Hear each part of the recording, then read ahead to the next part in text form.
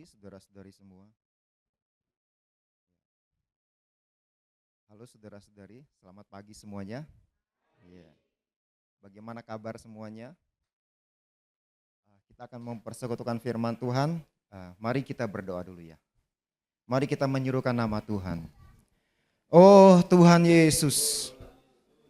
Oh Tuhan Yesus. Kami menyuruhkan nama-Mu ya Tuhan. Engkau keselamatan kami. Oh Tuhan Yesus, Engkau kekuatan kami.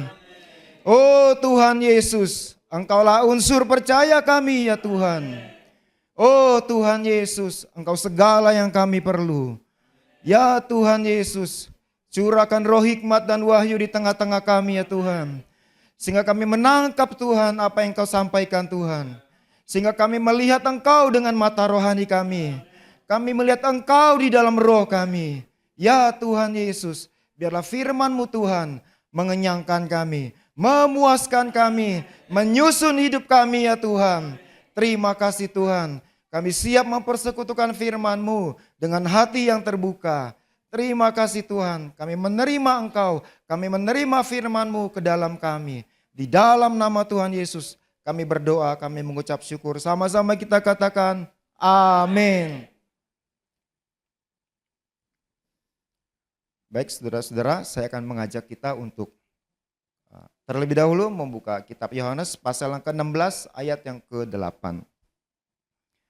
Kitab Yohanes pasal yang ke-16 ayat yang ke-8 kita akan baca bersama-sama. Ya, 2, 3. Dan kalau Ia datang, Ia akan menginsafkan dunia akan dosa, kebenaran, dan penghakiman. Kalau Roh Kudus datang, saudara-saudara, maka Roh Kudus akan bekerja dalam 3 perkara ini. Dia akan menginsafkan dunia akan dosa, akan kebenaran, dan penghakiman. Amin. Mengapa Ia menginsafkan akan dosa? Di ayat selanjutnya, di ayat yang ke-19, ayat yang ke-9, dikatakan bahwa karena mereka tidak percaya. Apakah begitu di Alkitab saudara? Ya, Roh Kudus menginsafkan akan dosa, dan dosa yang Roh Kudus insafkan itu langsung kepada akarnya saudara-saudara, langsung kepada sumbernya. Jadi Roh Kudus menginsafkan kepada dunia akan dosa. Dan dosa yang disingkapkan oleh Roh Kudus yang diinsafkan adalah dosa akar. Bukan dalam hal perbuatan-perbuatan dosanya, tetapi langsung kepada akarnya. Kita sudah membahas ini 2-3 minggu yang lalu. Seperti itu ya. Seringkali ada kesalahpahaman di dalam kehidupan umat Tuhan dengan urusin dosa yang receh, istilahnya seperti itu. Jadi perbuatan dosanya yang diurus, perbuatan dosanya yang ditanggulangi. Tetapi dosa di dalam penyingkapan Roh Kudus itu langsung ke akarnya adalah tidak percaya.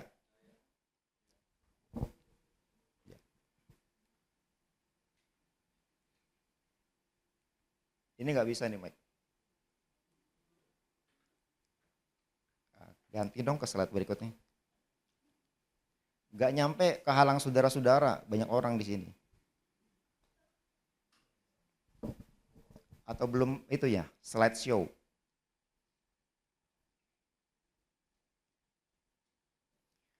Saudara-saudara, apa akar dosa yang telah kita pelajari sebelumnya? Tidak percaya, gitu ya. Kalau bicara tentang membunuh, menipu, berbohong, nggak berubah-berubah.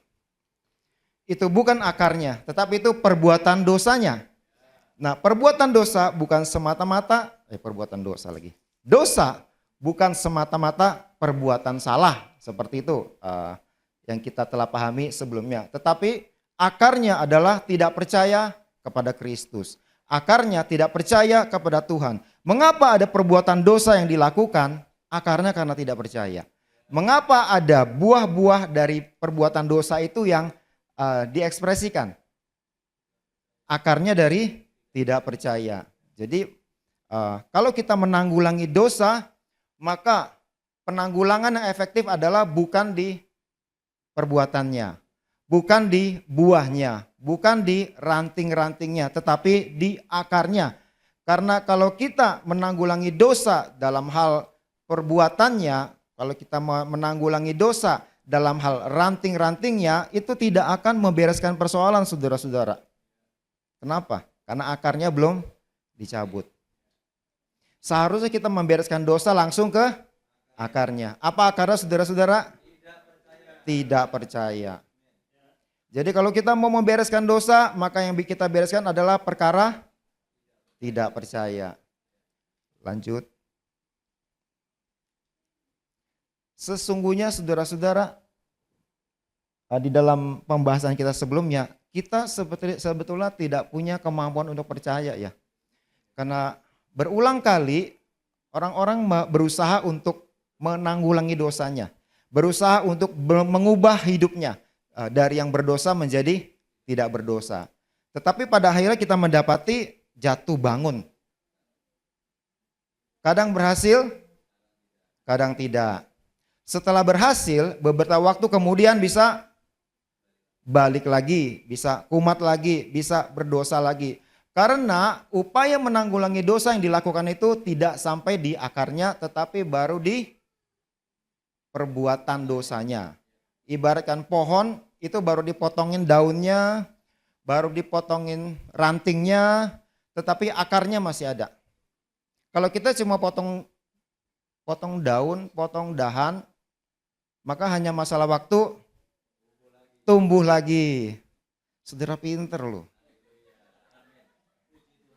Itu sebabnya kalau kita sudah bisa menangkap pewahyuan ini, maka kita akan bebas dari perkara dosa. Amin. Karena kita tahu apa yang harus ditanggulangi, akarnya. Apa itu akarnya? Tidak percaya. Ini boleh tampilin semua ya halaman ini ya. Di dalam Markus 9 ayat 24 ada satu bagian Alkitab yang menunjukkan bahwa sebetulnya kita tuh nggak percaya ya. Itu dikatakan seperti ini. Segera ayah anak itu berteriak, "Aku percaya, tolonglah aku yang tidak percaya ini." Jadi sebetulnya dia kan mau percaya gitu ya. Tapi nggak bisa. Makanya dia bilang, tolonglah aku yang tidak percaya ini. Jadi statusnya kita itu kan orang percaya kan ketika kita sudah bertobat. Ketika kita sudah lahir baru, ketika kita sudah menjadi umat Tuhan, status kita berubah dari orang berdosa menjadi orang percaya. Statusnya mengalami perubahan. Tetapi status berbeda dengan pengalaman. Status sudah berubah, tetapi seringkali pengalamannya masih sama. Statusnya orang percaya tetapi pengalamannya tidak percaya. Itu sebabnya dia berkata, "Aku percaya, tolonglah aku yang tidak percaya ini." Ini artinya adalah orang percaya yang tidak percaya. Jadi ada orang percaya yang percaya, tetapi ada juga orang percaya yang tidak percaya. Orang percaya bicara tentang status. Statusnya orang percaya karena sebelumnya dari orang berdosa telah ditebus menjadi orang percaya. Tetapi ketika ditebus statusnya berubah, pengalamannya seringkali belum berubah.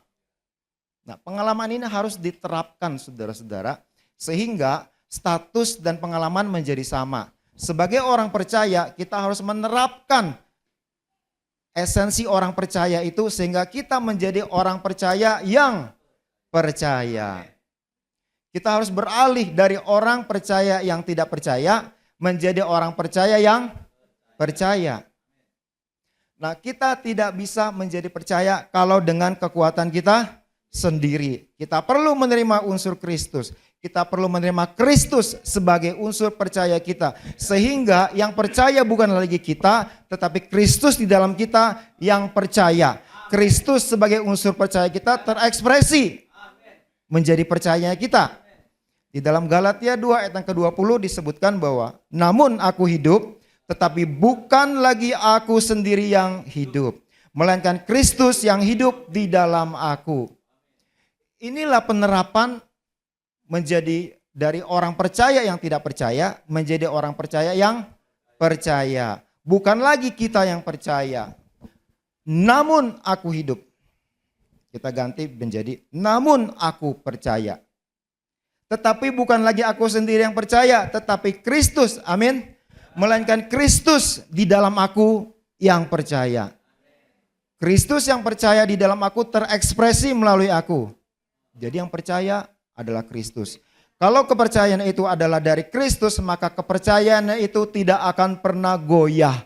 Kepercayaan itu akan tetap. Kepercayaannya tidak akan berubah, tidak akan kembali lagi. Sekali percaya, tetap percaya. Amin. Karena kepercayaannya bukan lagi karena kekuatan kita, bukan karena kekuatan manusiawi kita, karena Kristus yang menjadi unsur percaya kita. Katakan bersama saya, Kristus unsur percaya saya. Bukan lagi aku yang percaya, tetapi Kristus di dalam aku. Kalau sudah seperti itu, maka kita akan menjadi orang yang mengalami menjadi orang percaya sebagai pengalaman subjektif. Kita benar-benar menjadi orang percaya. Jadi mari kita beralih saudara-saudara. Dari orang percaya yang tidak percaya menjadi orang percaya yang percaya. Karena bukan lagi kita sendiri yang percaya. Tetapi siapa saudara-saudara? Kristus. Bilang ya sama sebelah kanan kirinya. Karena Kristus. Amin. Iya. Mudah-mudahan saudara-saudara tetap melek ya. Jadi kita harus beralih dari orang percaya yang tidak percaya menjadi orang percaya yang percaya. Nah, dalam hal ini kita sudah fix bahwa kita tidak akan menjadi orang percaya yang berusaha percaya. Amin. Kalau kita berusaha, kita tidak akan berhasil. Kalau kita berusaha, kita akan kembali lagi. Jatuh bangun lagi. Amin. Saudara sudah siap untuk berubah? Saudara tidak mau berusaha lagi? Siapa yang berusaha jadinya? Kristus yang menjadi unsur percaya kita. Jadi inilah perkara yang Roh Kudus akan insafkan ketika kita menerima Dia. Ketika Roh Kudus datang dalam hidup kita, Roh Kudus menginsafkan akan perkara dosa. Dan dosa yang disingkapkan oleh Roh Kudus, yang diinsafkan oleh Roh Kudus bukan perkara dosa receh, tetapi dosa yang bersumber dari akarnya, yaitu dosa tidak percaya. Amin. Mudah-mudahan setiap kita benar-benar hidup di dalam pengalaman ini. Menjadi orang percaya yang percaya. Sudah bisa menjadi orang percaya yang percaya? Bisa saudara-saudara? Bisa enggak nih? Bisa. Kalau bisa kita masuk ke poin kedua nih. Kalau enggak bisa kita poin 1 terus. Jadi kita sudah bisa ya? Oke, berarti kita lanjut ya. Nah, perkara berikutnya yang Roh Kudus akan insafkan adalah perihal kebenaran. Slide berikutnya. Setelah Roh Kudus menginsafkan akan dosa, maka Roh Kudus akan menginsafkan dunia akan kebenaran. Mari kita lihat pengertian dari kebenaran tersebut, saudara-saudara. Dari bahasa aslinya, dari kata Yunani, aletheia. Nah, begitu bacanya ya. Artinya adalah realitas. Kebenaran,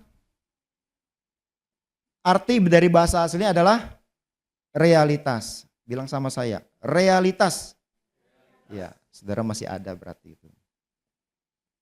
Artinya kebenaran adalah realitas. Hidup dalam kebenaran itu artinya hidup dalam realitas. Hidup dalam kebenaran, hidup dalam realitas.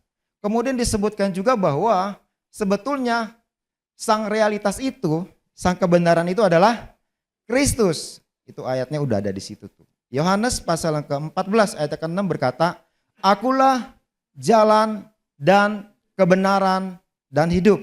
Tidak ada seorang pun yang datang kepada Bapa kalau tidak melalui aku. Yesus berkata, Akulah jalan dan kebenaran dan hidup. Pernyataan ini membuktikan bahwa Yesus adalah kebenaran. Yesus adalah realitas. Jadi bicara tentang kebenaran, itu berarti kita bicara tentang Kristus. Bicara tentang kebenaran, kita bicara tentang realitas. Bicara tentang hidup dalam kebenaran, berarti kita hidup dalam realitas. Hidup dalam Kristus. Amin. Yohanes 1 ayat yang ke-14 juga memberikan statement yang mendukung prinsip ini. Firman itu telah menjadi manusia dan diam di antara kita. Di bagian akhir disebutkan penuh kasih karunia dan kebenaran. Firman itu, Kristus yang telah menjadi manusia itu, penuh kasih karunia dan kebenaran. Jadi sesungguhnya saudara-saudari sekalian, kebenaran itu adalah Kristus. Realitas itu adalah Kristus. Ada satu slide berikutnya, ada satu figur yang sering kita sebut namanya dan kali ini kita akan lihat orangnya. Siapa dia? Watchman Nee. Nah ini saudara kenalan sama orangnya nih hari ini. Kebenaran bukan ajaran menurut Watchman Nee, melainkan realitas Kristus hidup dalam kita. Berarti kalau dibilang kebenaran itu bukan ajaran, selama ini banyak yang berpikir, menganggap bahwa kebenaran itu ajaran. Ajaran tentang kebenaran, moral, etika, bahkan ajaran tentang agama gitu ya.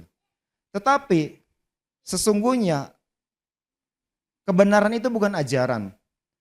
Bukan bagaimana kita menjadi mengerti. Bukan bagaimana kita banyak pemahaman, pengetahuan tentang prinsip-prinsip kebenaran. Tetapi sesungguhnya kebenaran itu adalah Kristus. Kebenaran itu adalah realitas. Realitas di dalam Kristus. Kita mengalami Kristus, kita mengalami realitas Kristus di dalam hidup kita, itulah prinsip kebenaran. Selama kita belum ada di dalam kebenaran, kita belum ada di dalam Kristus. Dan kita masih belum mengerti atau belum secara tepat posisinya di dalam penyingkapan dari Roh Kudus ini. Boleh pindah ke ayat slide selanjutnya ya. Realitas lawannya adalah bayangan. Lawan dari realitas adalah bayangan. Kenapa Roh Kudus menyingkapkan tentang kebenaran? Kenapa Roh Kudus menginsafkan dunia tentang realitas? Kalau tentang dosa, di ayat yang ke-9 dikatakan bahwa karena mereka tidak percaya. Nah, tentang mengapa Roh Kudus menyingkapkan atau menginsafkan tentang kebenaran, itu juga dituliskan di ayat yang selanjutnya, di ayat yang ke-10. Coba saudara baca ya, ayat yang ke-10 dari Yohanes 16 tadi. Di situ disebutkan adalah karena Tuhan Yesus akan pergi kepada Bapa. Begitu catatan Alkitab saudara kan ya. Dan murid-murid tidak akan melihat Kristus lagi. Roh Kudus akan menginsafkan dunia akan kebenaran karena Alkitab bilang, Tuhan Yesus bilang, Tuhan Yesus akan pergi kepada Bapa dan murid-murid tidak melihatnya lagi. Jadi saudara-saudara, kita sangat terbiasa hidup di dalam sesuatu yang nyata, kan seperti itu ya, real. Jadi waktu Yesus ada di dunia bersama-sama dengan murid, Yesus kelihatan secara kasat mata. Jadi yang kita anggap real adalah yang dianggap bisa kita lihat, bisa disentuh lah gitu ya, yang nyata gitu ya. Istilahnya itu sesuatu yang bersifat clarity, jelas gitu loh. Bisa kita lihat, bisa kita terima, bisa kita rasa. Itulah yang kita anggap real. Seperti itu kan. Kalau bisa lihat orangnya, kalau kita bisa sentuh orangnya, ini orangnya real. Realitas. Ya, realitas itu kalau dipendek-pendekin kan kata depannya real, ya. Real. Real itu adalah nyata. Kan seperti itu kan. Saudara kan biasanya bisa menerima sesuatu yang real daripada yang tidak real. Saudara selalu menginginkan sesuatu yang nyata, bukan sesuatu yang bayangan. Kalau dalam bertransaksi, saudara mau dibayar pakai uang real atau uang bayangan? Real. Dibayar dengan uang yang nyata apa gambar uang? uang yang nyata, kan seperti itu.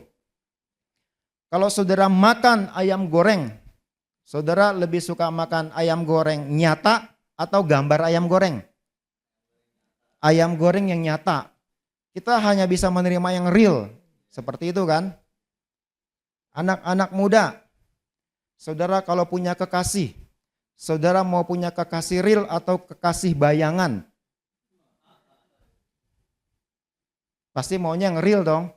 Nggak ada yang mau punya kekasih bayangan. Mas Eko, kalau mau berinteraksi dengan Aci, mau berinteraksi dengan yang real atau gambarnya aja? Real. Semua kita mau yang real. Sesuatu yang real membuat hubungan menjadi wajar, seperti itu kan? Kalau kita berhubungan dengan sesuatu yang tidak real, berhubungan sesuatu yang berbentuk bayangan, hubungan itu menjadi tidak wajar. Gak mungkin kita makan bayangan. Ya, gak mungkin kita bertransaksi dengan bayangan. Pembayarannya pembayaran bayangan. Gak bisa. Seperti itu. Kalau kita ada project, kita mau projectnya real, bukan bayangan. Seperti itu ya. Ya. Jadi kita maunya yang real. Nah, sama halnya dengan Tuhan. Tuhan hanya bisa berinteraksi atau menerima dengan sesuatu yang real. Tuhan tidak mau menerima sesuatu yang bayangan. Tuhan berinteraksi, menerima dengan sesuatu yang real, bukan bayangan. Nah, masalahnya di sini. Masalahnya di mana, saudara-saudara? Di sini. Jadi menurut manusia, sesuatu yang bisa dilihat, sesuatu yang bisa berinteraksi secara langsung itu adalah yang kelihatan, bukan bayangan seperti itu kan yang nyata gitu. Tetapi melihatnya dari sisi alam materi yang bersifat fisik. Sementara Allah adalah roh, Allah punya dimensinya berbeda dengan manusia. Manusia hidup di dalam dunia materi, Allah ada di dalam roh. Yang menurut roh real adalah yang bersifat rohani, bukan yang materi. Jadi ini agak kebalikan sehingga kita agak-agak suka terbalik gitu loh. Kita menganggap sesuatu yang bentuk materi yang nyata buat kita itu sesuatu yang real, tetapi ketika Tuhan bilang tentang realitas, kita agak kesulitan. Supaya kita bisa memahaminya, kita mesti memahami dulu, mesti mengerti dulu bahwa ini bicara tentang alam rohani, realitas di dalam alam rohani. Jadi kalau saudara terus berada di dalam realnya materi, nanti nggak nyambung. Karena Allah itu adalah roh. Untuk berinteraksi dengan Allah, untuk mengontak Allah, menyembah Allah, berdoa kepada Allah, harus menggunakan organ roh. Harus masuk ke alam rohani. Seperti itu. Jadi kita harus bisa mengerti posisi bayangan sama yang realitas ini dengan konsep yang tepat, saudara-saudara. Supaya kita bisa membangun hubungan yang wajar dengan Tuhan. Kita bisa berinteraksi dengan Tuhan secara wajar. Kalau enggak wajar nanti hubungannya itu jadi aneh, saudara-saudara. Kok kita kan enggak mau secara kehidupan sehari-hari itu berinteraksi, membangun hubungan yang tidak wajar, kita berhubungan sama bayangan. Kan seperti itu. Demikian juga Tuhan tidak mau berinteraksi atau berhubungan dengan sesuatu yang bayangan menurutnya Tuhan. Mudah-mudahan Roh Kudus mewahyukan kepada saudara-saudara, karena ini berkebalikan. Apakah ini sesuatu yang bisa menjadi pemahaman ini akan membantu saudara bisa sungguh-sungguh masuk di dalam realitas. Karena ketika Roh Kudus menyingkapkan tentang kebenaran, Roh Kudus mau kita masuk ke dalamnya. Ketika sebelumnya Roh Kudus mengisapkan tentang dosa, Roh Kudus mau mengeluarkan kita dari status orang berdosa itu, membebaskan kita dari posisi orang berdosa. Keluar dari posisi itu. Setelah keluar, sekarang Roh Kudus mau kita masuk ke dalam realitas. Jadi bukan berhenti dari keluar dari posisi orang berdosa, tetapi lanjut masuk kepada realitas, masuk ke dalam Kristus. Nah, Kristus adalah Allah yang ada di dalam alam rohani. Jadi kita harus bisa masuk ke dalam alam rohani juga untuk kita bisa membangun hubungan yang wajar dengan Tuhan di dalam realitas. Amin. Selanjutnya, tolong ditampilkan bagian poin selanjutnya. Bayangan itu menunjuk kepada Kristus, tetapi bukan Kristus. Dulu banyak hal yang bersifat bayangan ketika Kristus itu belum datang, gitu ya. Coba kita akan baca dulu ayatnya. Saudara bisa buka di dalam Kolose 2 ayat yang ke-16 dan 17. Kitab Kolose pasal yang kedua ayat yang ke-16 dan ke-17. Saya mau adalah salah satu yang membacakan ya. Kalau ada yang sudah ketemu bisa tolong bacakan Kolose pasal yang kedua ayat yang ke-16 dan ke-17.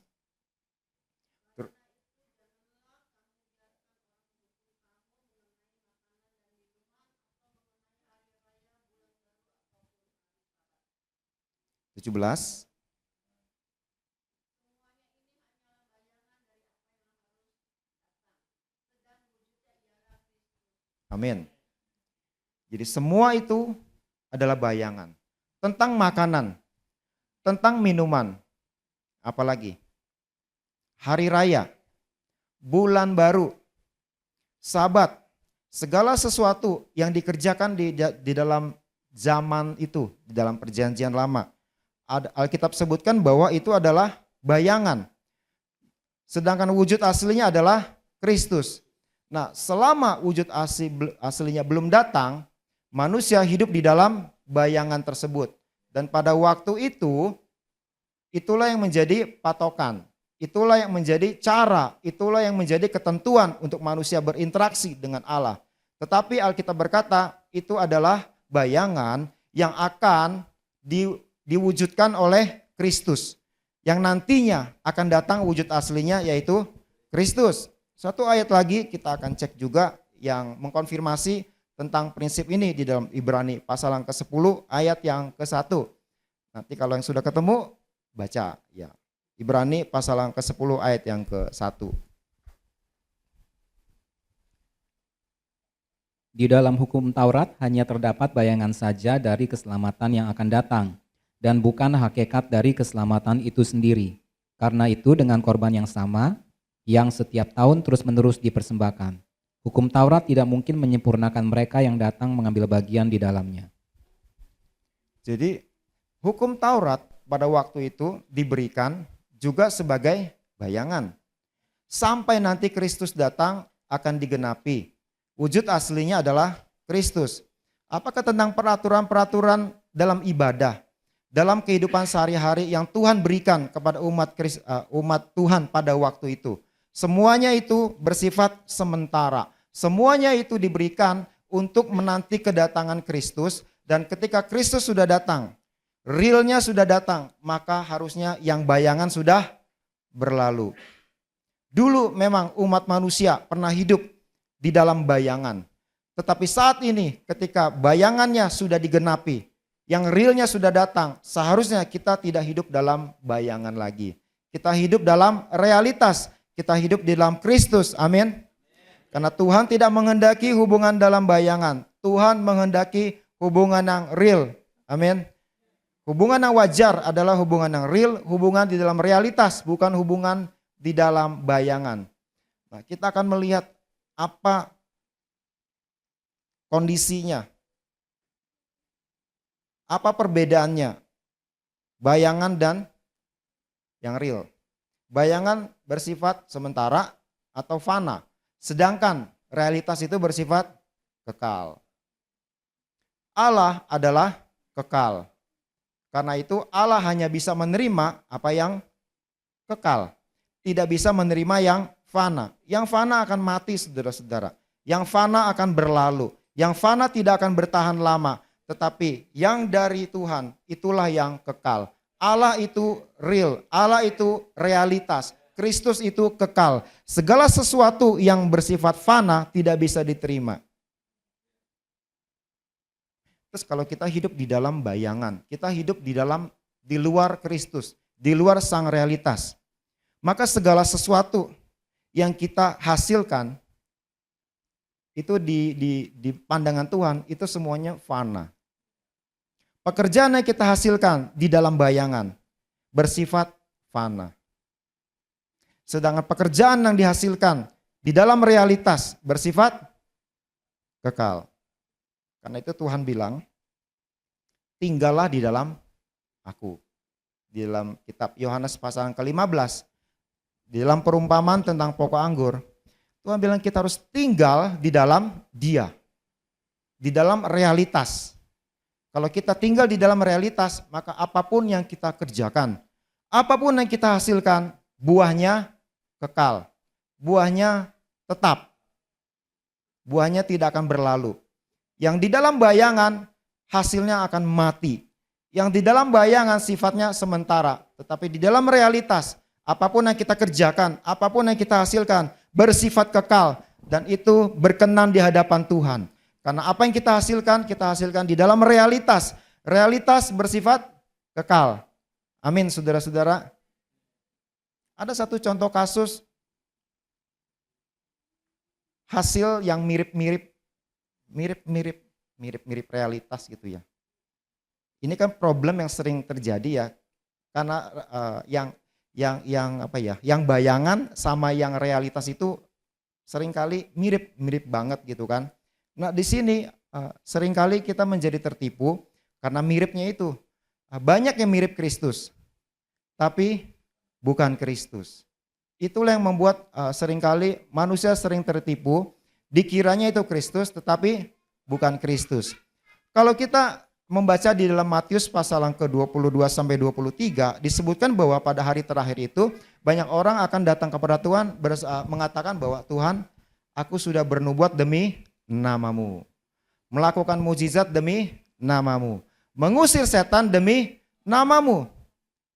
Tetapi Tuhan berkata, pada saat itu aku akan berterus terang bahwa Tuhan tidak mengenal mereka. Mereka adalah pembuat kejahatan dalam pandangan Tuhan. Kalau kita lihat apa yang mereka hasilkan demi nama Tuhan. Nubuatnya demi nama Tuhan. Mengusir setannya demi nama Tuhan. Segala yang dikerjakan demi nama Tuhan. Ini kan sangat mirip ya. Mirip dengan Tuhan, gitu kan. Mirip dengan Kristus.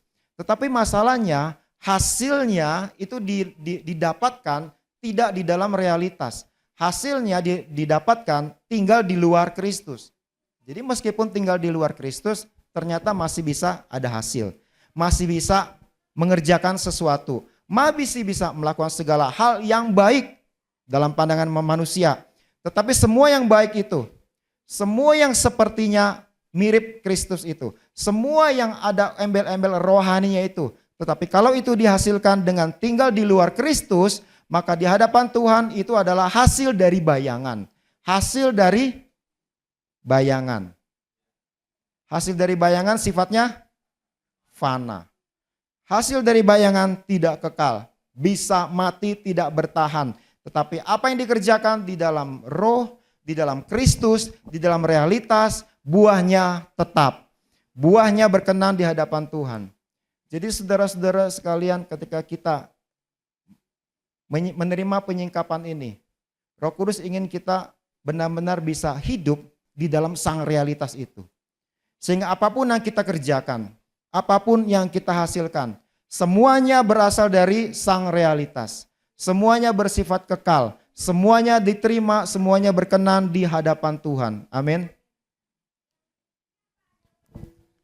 Roh Kudus menginsafkan akan kebenaran, supaya kita tidak terus hidup dalam bayangan. Kita tidak terus hidup dalam sesuatu yang fana, tetapi kita hidup dalam kekekalan, hidup di dalam Kristus, sang kekal itu. Hidup di dalam realitas yang sejati. Amin. Slide itu udah boleh digeser nih.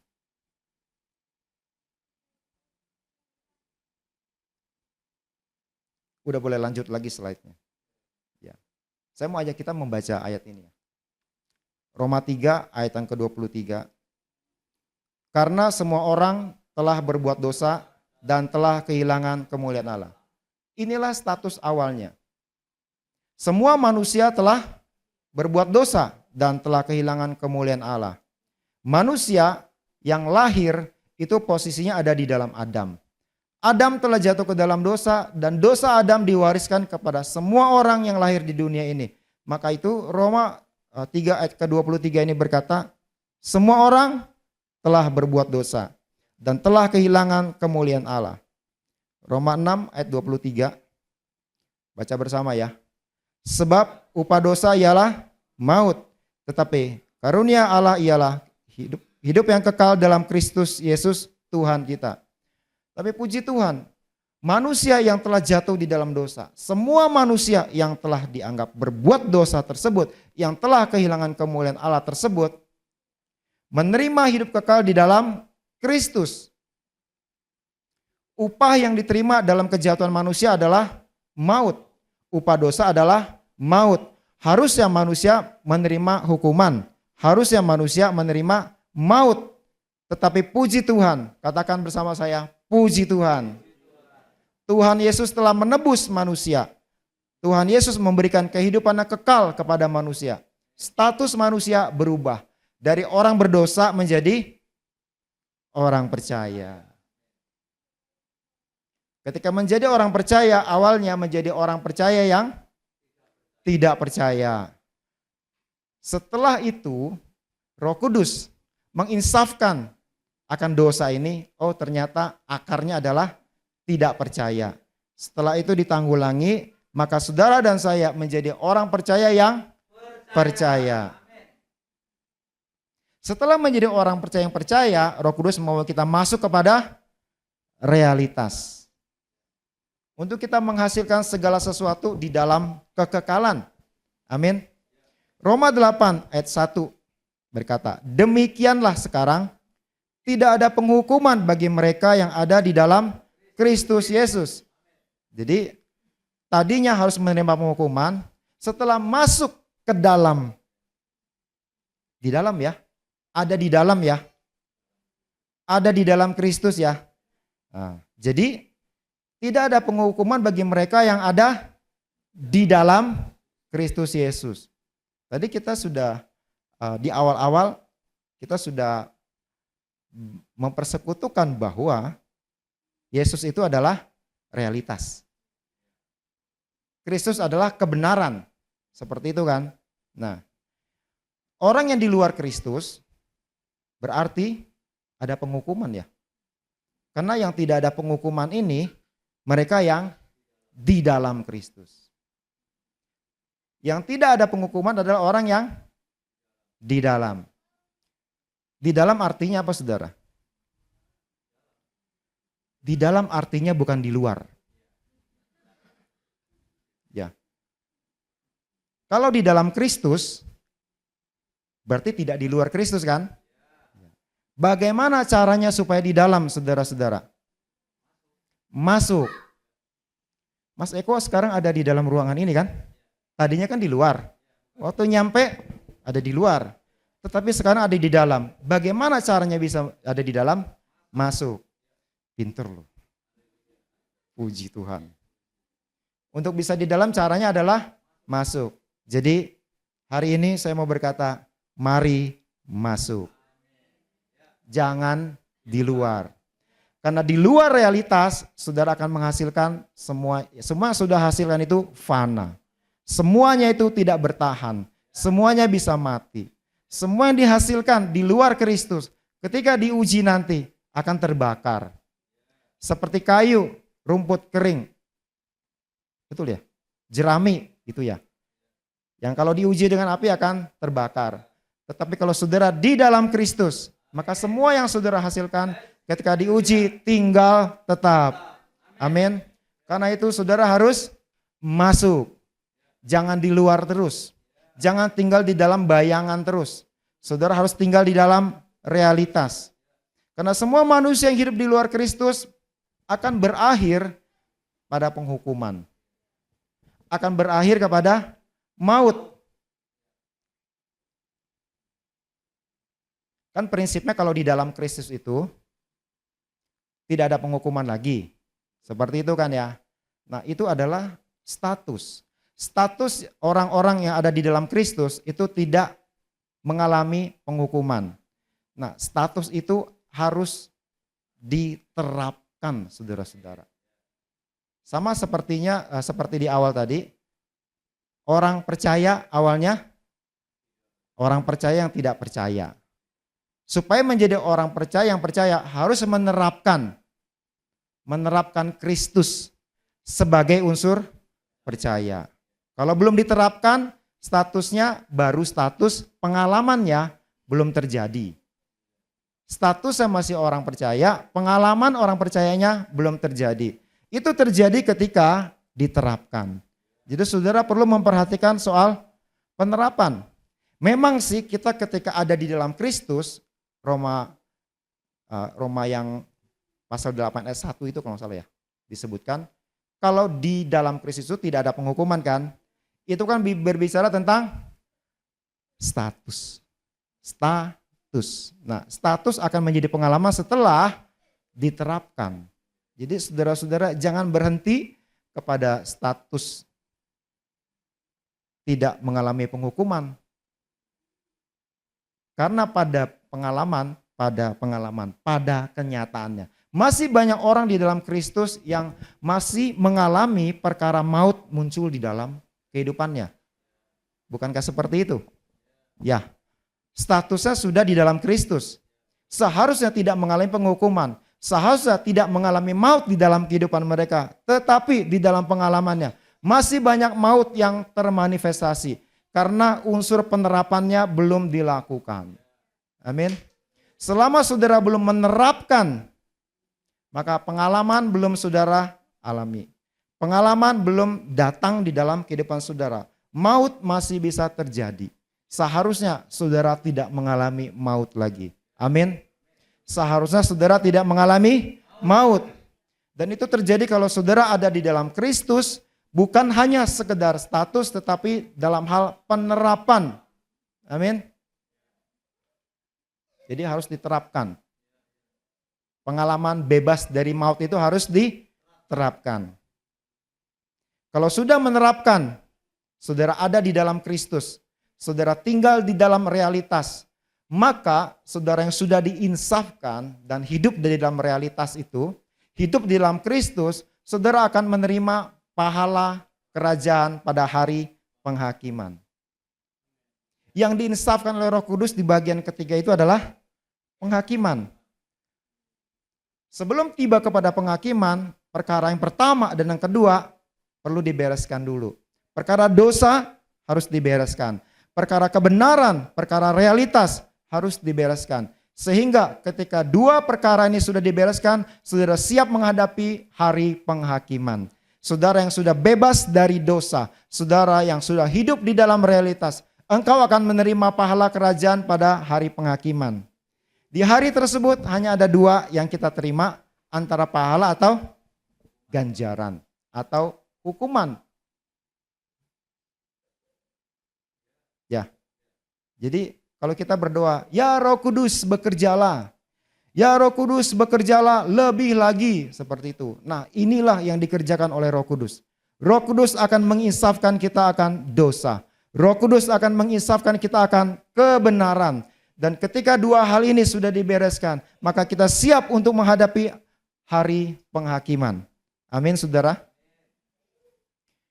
Bicara lagi tentang penerapan ya. Penerapan. Ini seperti cek yang saudara terima. Saudara terima cek.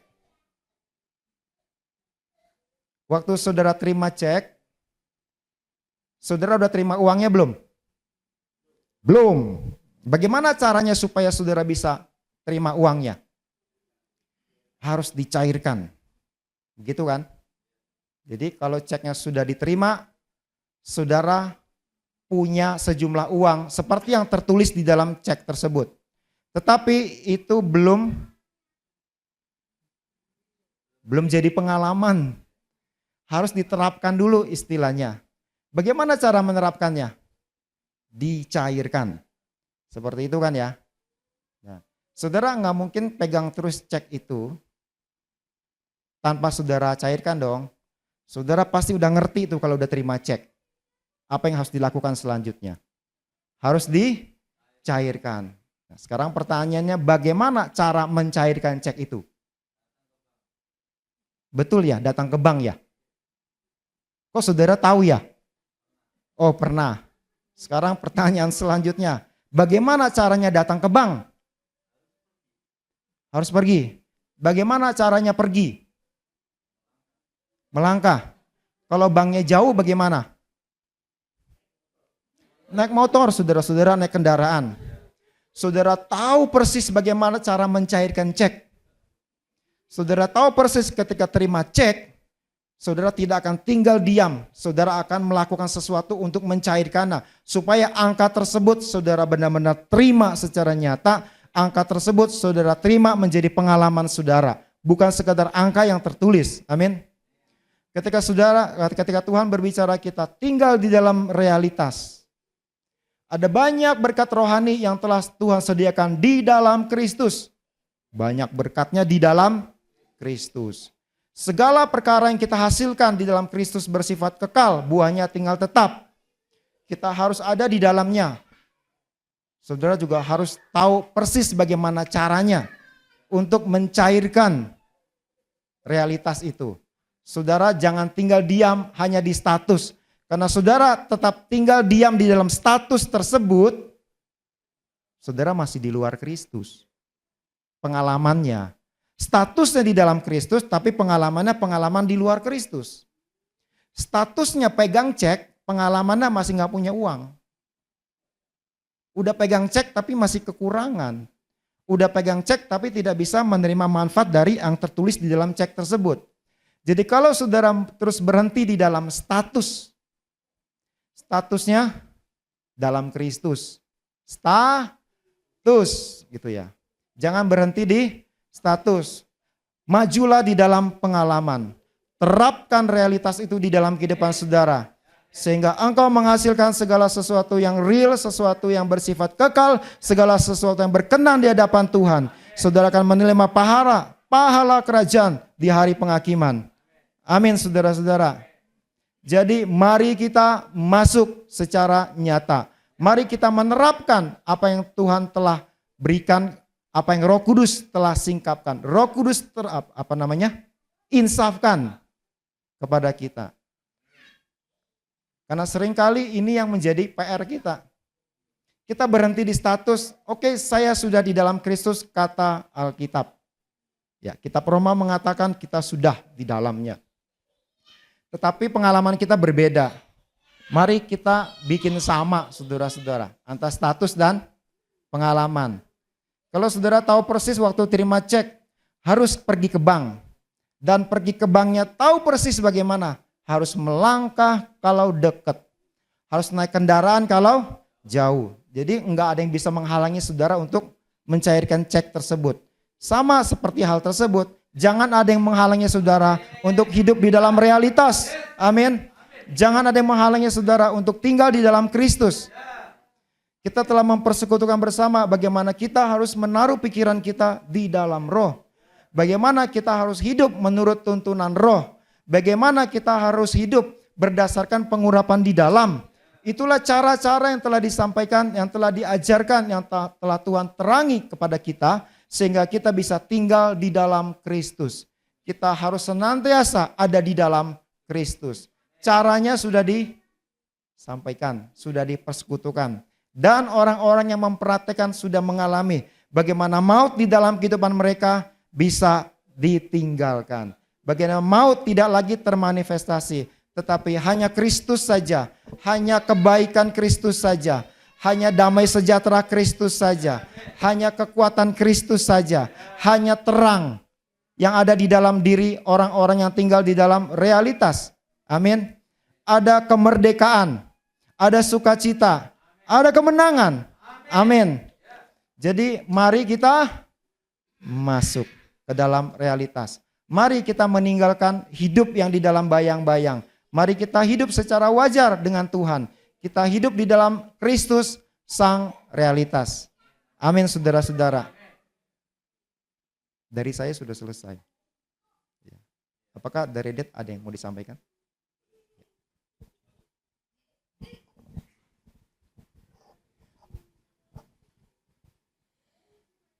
Ya, terima kasih buat firman yang sudah disampaikan. Saya kira cukup jelas pesan firman-Nya yang mengenai dosa, kebenaran, dan penghakiman. Saya hanya mau tambahkan satu hal, hanya mau menunjukkan bahwa sebetulnya kalau Alkitab mengatakan Roh Kudus akan menginsafkan kita akan dosa, yaitu dosa tidak percaya, lalu akan kebenaran, yaitu realitas Kristus di dalam kita, dan akan penghakiman. Penghakiman dikatakan karena penguasa dunia ini telah dihakimi.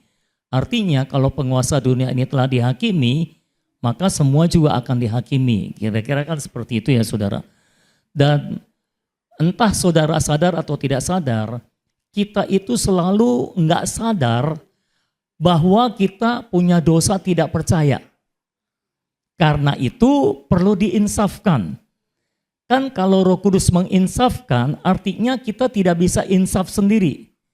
Kalau bisa insaf sendiri, nggak perlu Roh Kudus untuk menginsafkan kita. Bukan begitu ya saudara ya? Jadi kalau Roh Kudus sampai harus turun tangan menginsafkan kita, berarti kalau Roh Kudus tidak menginsafkan, kita tidak akan insaf. Kita tidak akan sadar. Jadi seringkali sehari-hari ini kita penuh dengan ketidakpercayaan. Cuma kita merasanya kita penuh dengan kepercayaan. Makanya mesti disadarkan ya gitu ya saudara. Ya, coba saja saudara cek dalam kehidupan sehari-hari. Ada yang pernah khawatir? Pernah. Suka khawatir? Nggak suka. Tapi walaupun nggak suka tetap khawatir gitu ya. Kenapa kita khawatir? Karena tidak percaya. Perlu diinsafkan. Kalau tidak diinsafkan, kita tidak sadar bahwa kita tidak percaya. Kalau ada orang lain bilang, ayo kamu percaya, saya sudah percaya. Kan jawabannya selalu gitu. Saya sudah percaya gitu. Nah ini artinya orang tidak sadar bahwa dia tidak percaya. Bahkan orang lain yang bilang sama dia, kamu harus percaya, dia merasa dia sudah percaya. Tapi ketika Roh Kudus menginsafkan dia akan dosa tidak percayanya, dia baru menyadari bahwa dia tidak percaya. Ya, khawatir. Kenapa saudara khawatir? Karena tidak percaya. Apalagi? Kenapa saudara pinjol? Kenapa orang pinjol? Lah nggak ada jawaban ya? Karena tidak percaya. Kalau percaya nggak pinjol kan? Lah, kan gitu saudara. Kayaknya saudara belum percaya itu. Percaya, oke. Kalau percaya berarti tidak pinjol. Kalau pinjol artinya tidak percaya. Kita tidak percaya bahwa Allah sanggup mencukupi kebutuhan kita. Makanya kita terpaksa harus pinjol. Tapi kalau saudara percaya, sewajarnya saudara tidak pinjol. Saya bisa dengar amin enggak ya? Kok kayak cuma separuh gitu loh saudara. Bisa dengar amin lagi enggak? Belum percaya. Kenapa saudara curiga? Karena tidak percaya. Kenapa saudara curiga sama Tuhan? Kenapa saudara curiga sama istri? Kenapa saudara curiga sama suami? Kenapa saudara curiga sama semua? Orang bisa dicurigai. Karena tidak percaya. Kenapa saudara mengeluh? Kenapa saudara bersungut-sungut? Karena tidak percaya. Kan kalau orang percaya, santai aja, keren. Oke, kalau orang percaya seharusnya tidak bersungut-sungut kan, tapi bersyukur. Jadi kalau orang percaya itu manifestasinya bersyukur, bukan bersungut-sungut, bukan mengeluh, ya kan? Semua yang kita lakukan adalah karena kita mempercayainya. Ya. Orang tua kan kalau ke anak kita punya kecenderungan untuk marah-marahin anak, ngomel-ngomelin anak kan? Nggak ada jawaban. Oke, cuma saya lah yang gitu. Cuma saya lah, yang lain enggak. Ya. Saya punya kecenderungan kalau sama anak, kalau anak salah atau apa, ngomelin anak, marahin anak. Padahal setelah bertahun-tahun saya melihat anak saya omelin, anak saya marahin, nggak berubah juga. Tapi saya tetap ngomelin anak, kenapa? Karena saya masih percaya itulah caranya supaya anak saya berubah. Walaupun buktinya bertentangan dengan apa yang saya percaya, saya tetap akan melakukan apa yang saya percaya. Jadi kalau saudara masih melakukan, artinya saudara masih mempercayai itu. Kalau saudara sudah tidak mempercayai itu, saudara tidak akan melakukan. Karena pada dasarnya manusia itu cuma melakukan apa yang dia percayai. Ya. Kenapa orang berdoa? Ya, kenapa orang berdoa? Karena dia percaya kalau dia berdoa, itu baik buat dia. Membuat dia bertumbuh, ya kan? Kenapa orang tidak berdoa? Karena tidak percaya bahwa doa bisa mengubah segalanya, bahwa doa bisa mengubah nasibnya, bahwa doa bisa mengubah hidupnya, bahwa doa bisa menumbuhkan dia. Orang lain tidak berdoa dan melakukan yang lain. Seharusnya dia berdoa tapi dia melakukan yang lain. Berarti dia lebih percaya kepada yang lain ini daripada berdoa, saudara. Karena kita hanya bisa melakukan apa yang masih kita percayai. Kalau kita tidak percaya, kita tidak akan melakukannya. Kan gitu ya saudara. Kenapa orang baca Alkitab? Karena dia percaya kalau dia baca Alkitab, dia akan bertumbuh. Ya, dia akan bertumbuh kan gitu. Dia akan lebih mengenal Tuhan. Kenapa orang tidak baca Alkitab? Karena dia tidak percaya bahwa Alkitab itu baik kalau dibaca. Kan seperti itu. Jadi kita hanya melakukan apa yang kita percayai. Kan gitu semuanya. Nah, ada banyak hal yang kita tidak percaya. Nah, Roh Kudus perlu menginsafkan kita akan dosa tidak percaya. Sekali waktu saya mengeluh sama Tuhan mengenai kejadian ini gitu ya. Oh, ada banyak keluhan. Ya, ada banyak alasan untuk mengeluh saudara, untuk bersungut-sungut. Mengeluh ini, mengeluh itu, keluhkan ini, keluhkan itu, keluhkan ini, keluhkan itu, saudara-saudara. Keluhkan orang-orang, keluhkan apa aja dikeluhkan pokoknya saudara. Dan ketika Roh Kudus menginsafkan saya, anehnya Roh Kudus tidak menginsafkan saya bahwa itu dosa. Roh Kudus menginsafkan saya bahwa semua keluhan saya berakar dari saya tidak percaya bahwa Tuhan adalah yang memegang kendali atas segala sesuatu, bahwa Tuhan adalah pengatur segala sesuatu. Ketika saya disadarkan bahwa saya tidak percaya pengaturan Tuhan, saya bertobat. Bertobatnya bukan bertobat dari dosa mengeluh, tapi bertobat dari dosa tidak percaya. Saya bilang, Tuhan ampuni saya tidak percaya pada pengaturan Tuhan. Ya Tuhan, saya percaya pada pengaturan Tuhan. Ketika saya percaya pada pengaturan Tuhan, semua keluhan pergi. Yang muncul adalah ucapan syukur. Kan gitu saudara ya. Kok kayak cuma saya yang mengalami itu gitu loh saudara. Mungkin saudara mengalami tapi tidak sadar. Jadi perlu Roh Kudus insafkan dosa tidak percaya. Semua dosa-dosa yang saudara lakukan di permukaan itu cuma berakar dari dosa tidak percaya itu. Cuma saudara belum menyadari.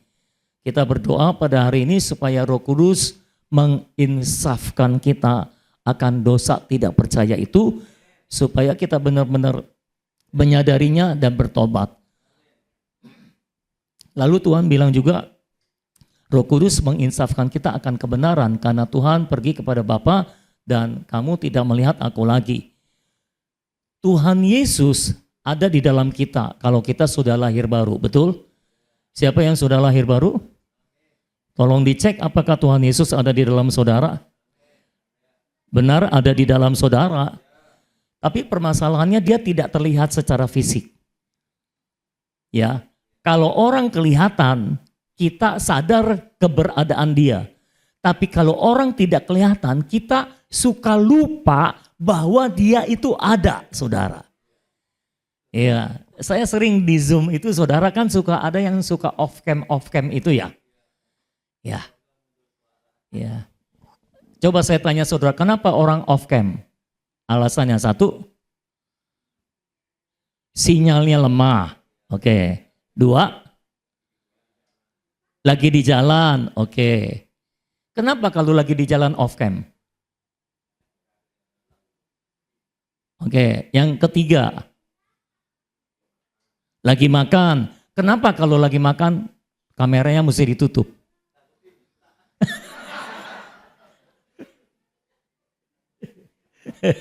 Takut diminta. Takut kelihatan, nggak mau kelihatan kan? Ya, apalagi alasannya orang off cam? Mengurangi interaksi. Ya sudah, yang kelima apalagi? Sakit. Kenapa orang sakit harus off cam? Karena mukanya lecek kan, belum digosok. Jadi nggak mau kelihatan kelecekannya gitu kan kira-kira kan. Apalagi kalau wanita kan gitu kan.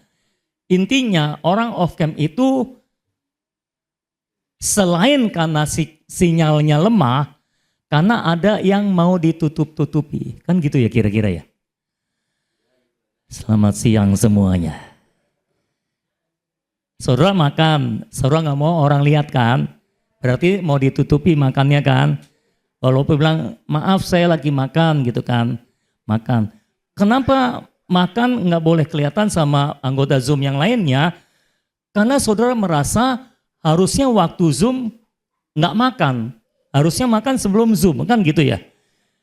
Ya gitu. Jadi semua yang ditutupi itu adalah dosa sebetulnya. Saudara percaya atau tidak percaya itu dosa. Karena hanya dosa yang kita mau tutup-tutupi kan, gitu kan saudara ya. Jadi kalau kita punya kecenderungan untuk menutupinya, itu menunjukkan itu sebetulnya adalah saudara tahu bahwa itu dosa. Bahwa itu salah. Cuma saudara melakukannya, jadi saudara pokoknya ada yang mau ditutupi gitu ya. Ada orang yang Zoom off cam karena dia misalnya sambil nonton TV, tanggung nih sinetron mau dikit lagi habis gitu kan. Sambil nonton TV jadi dia off cam kan gitu ya. Ada yang mau ditutupi kan kira-kira seperti itu. Aduh, jadi berat kok ya sekarang ya. Ya seperti itu saudara. Off cam kan gitu ya. Nah, seringkali yang off cam itu saya kasih tahu berkali-kali, tolong yang off cam bersuara supaya kita sadar kamu ada di situ kan gitu. Nah kadang-kadang yang off cam ini diem aja saudara. Mungkin karena lagi nonton TV itu.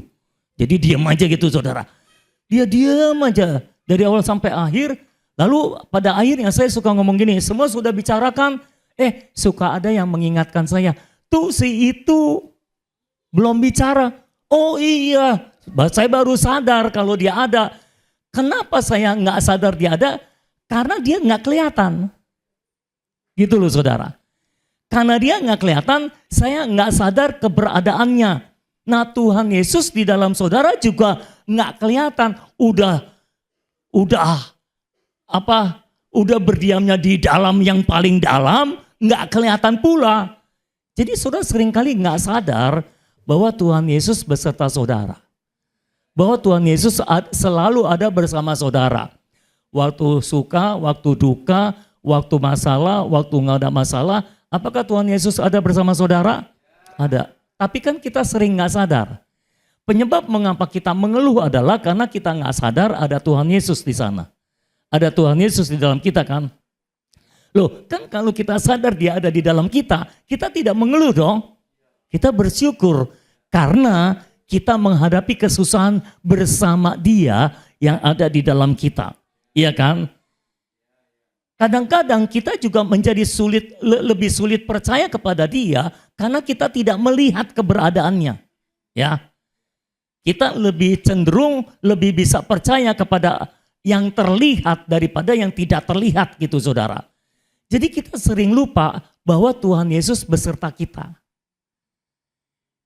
Jadi Tuhan Yesus ada bersama saudara. Saudara lagi ngapain pun ada bersama saudara. Saudara mau melakukan dosa juga Tuhan Yesus di dalam saudara. Ya, kenapa orang melakukan dosa? Karena tidak sadar bahwa Tuhan Yesus ada di dalam dia. Kan gitu ya saudara. Seperti itu. Akan penghakiman sama. Tadi sudah disampaikan, kalau Roh Kudus terus menginsafkan kita akan dosa tidak percaya, kita akan lebih bisa masuk ke dalam persekutuan dengan Tuhan Yesus. Karena percaya akan meningkatkan hubungan. Semakin percaya, semakin hubungan kita menjadi real dengan Tuhan Yesus. Dan karena kita percaya, kita akan selalu ingat bahwa Dia ada di dalam kita dan kita terus bersekutu dengan Dia.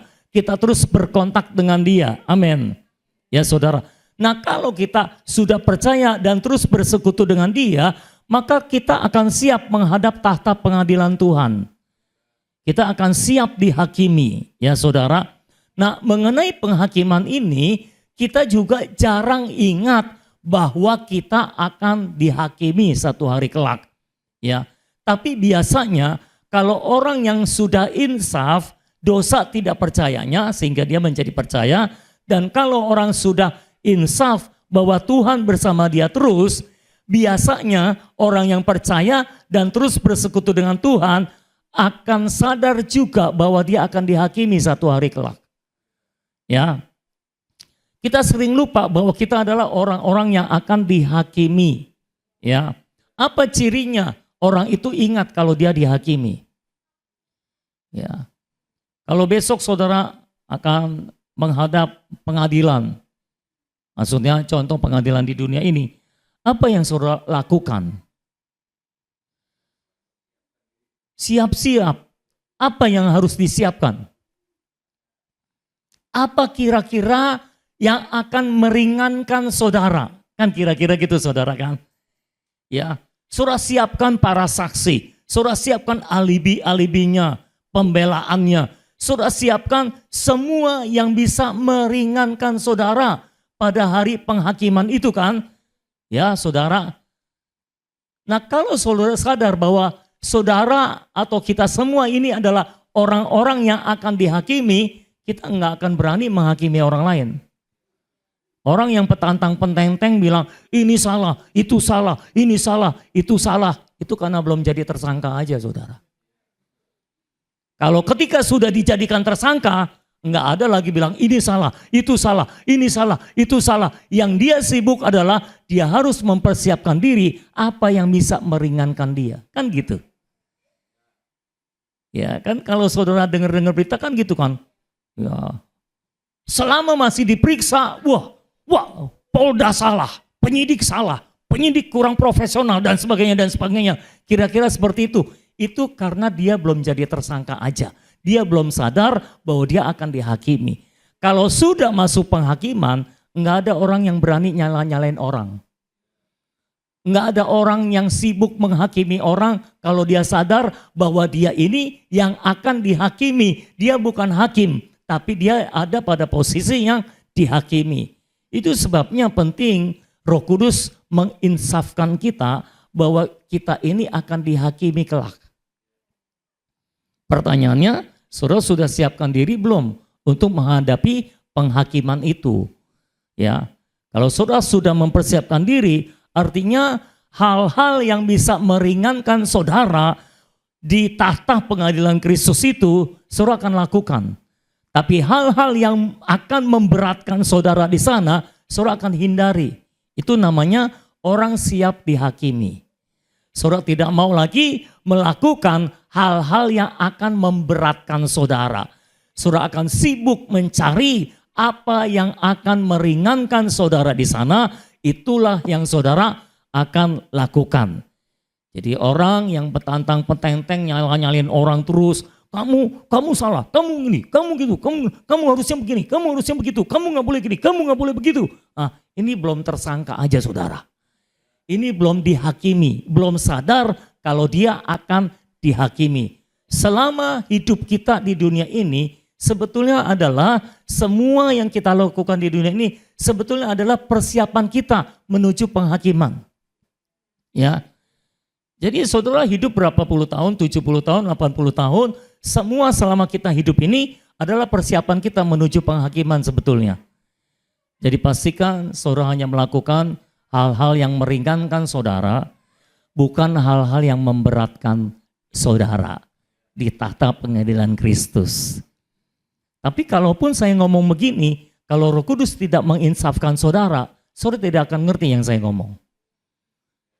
Itu tidak akan hidup buat saudara. Tapi kalau Roh Kudus menginsafkan saudara, saudara betul-betul akan ditimpa kengerian akan hari penghakiman. Ya. Kalau orang mau dihakimi senang-senang, ini orang aneh saudara. Semua orang yang akan dihakimi ditimpa kengerian akan hari penghakiman itu.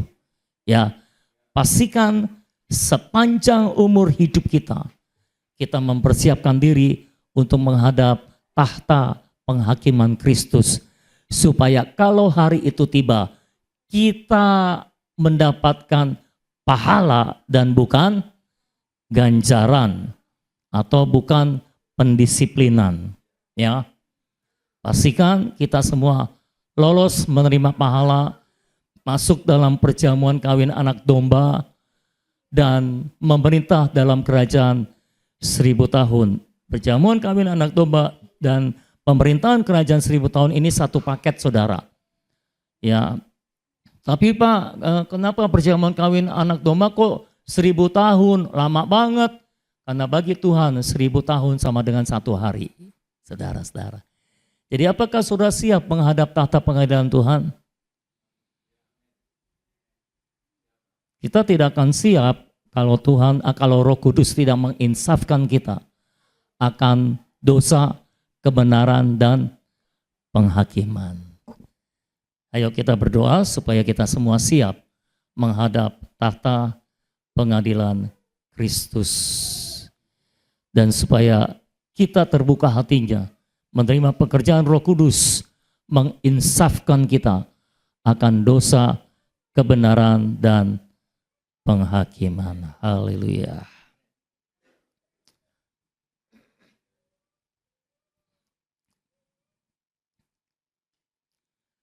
Haleluya. Bolehkah kita nyanyikan lagu itu, Roh Kudus Kau hadir di sini? Ku buka hati untuk rohmu Tuhan, itu maksudnya.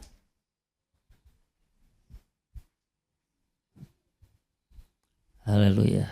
Biarlah Roh Kudus bekerja dan kita semua membuka hati. Roh Kudus, Kau hadir di sini. Roh Kudus, ku mengasihimu. Kau lembut, kau manis. Kau lembut, kau manis.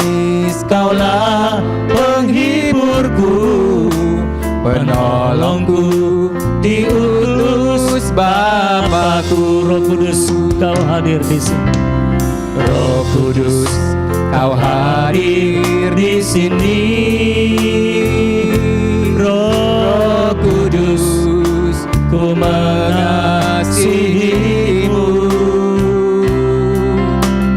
Kau lembut, Kau manis, Kaulah penghiburku, penolongku, diutus Bapakku. Ku buka hati, ku buka hati untuk Roh-Mu Tuhan. Ku buka hati menyembah-Mu Yesus. Jamahlah kami, penuhi kami dengan kuasa Allah Maha Tinggi. Ku buka hati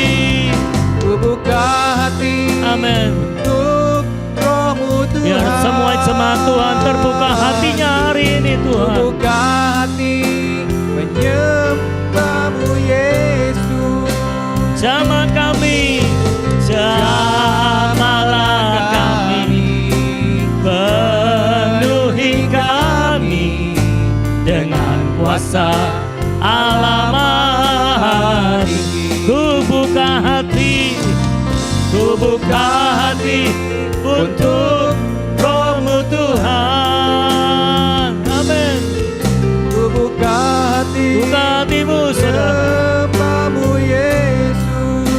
Oh, jamahlah kami, penuhi kami dengan kuasa Allah Maha Tinggi. Sungguh-sungguh minta sama Tuhan. Ku buka hati untuk Roh-Mu Tuhan. Oh Roh Kudus, Ku buka bekerja di tengah kami Roh Kudus. menyembah-Mu Yesus. Jamahlah kami, penuhi kami dengan kuasa Allah Maha Tinggi. Sekali lagi katakan, ku buka hati. Untuk Roh-Mu Tuhan. Amin, amin. Ku buka hati menyembah-Mu Yesus. Jamahlah kami, penuhi kami dengan kuasa Allah Maha Tinggi. Jamah kami, jamahlah kami, penuhi kami dengan kuasa Allah Maha Tinggi. Sekali lagi katakan, jamah kami Tuhan. Jamahlah kami, penuhi kami dengan kuasa Allah Maha Tinggi. Oh, jamah kami Tuhan Yesus, jamah kami Roh Kudus. Kami membuka hati di hadapan-Mu Tuhan. Jamah kami Tuhan. Insafkan kami, setiap kami Tuhan. Biarlah kami diinsafkan akan dosa ketidakpercayaan kami. Oh, biarlah kami diinsafkan bahwa Engkau adalah realitas yang ada di dalam kami. Engkau bukan bayangan, Engkau sekalipun tidak kelihatan, tapi Engkau sangat real bagi kami Tuhan. Oh Roh Kudus, insafkan kami akan keberadaan Tuhan bersama-sama dengan kami. Insafkan kami bahwa Dia adalah Allah Immanuel, Allah yang bersama dengan kami, Allah yang selalu menyatu dengan kami. Oh, insafkan kami akan hari penghakiman, supaya kami semua disiapkan menghadapi hari penghakiman Tuhan. Oh Tuhan Yesus, insafkan kami. Insafkan kami Roh Kudus. Insafkan kami Roh Kudus. Oh haleluya, insafkan kami Tuhan.